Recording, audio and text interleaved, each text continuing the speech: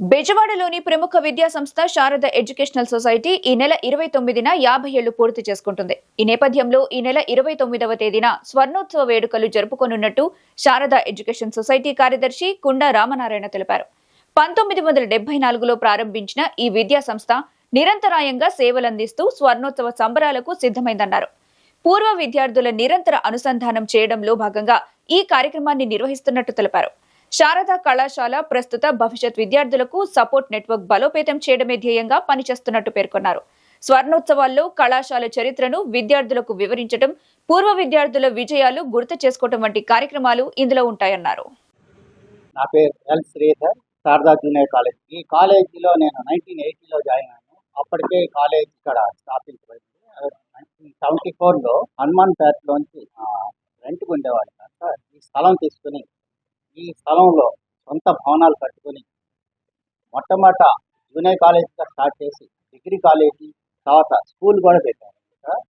ఈ కాలేజీకి అన్ని వసతులు ఉన్నాయి. అంటే ల్యాబొరేటరీ కానించి, లైబ్రరీ కానించి అన్ని వసతులు స్టూడెంట్స్కి ఇన్ఫ్రాస్ట్రక్చర్లో ఏ పెద్ద కాలేజీ కూడా తీసుకొని విధంగా మొత్తం ఏర్పాటు చేశారు.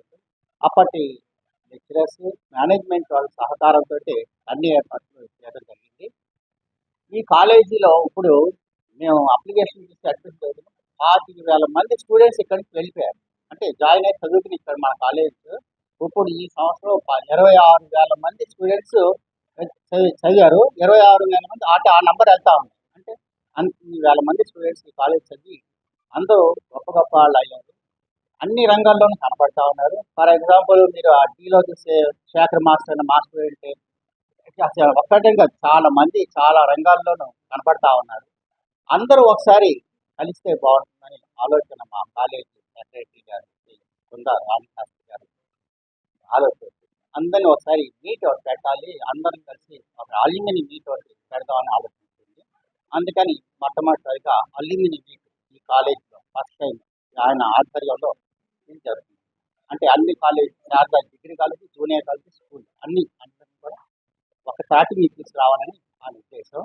అందుకని ఈ ప్రోగ్రామ్ 29వ తారీఖు ఆదివారం పూట జరుగుతుంది.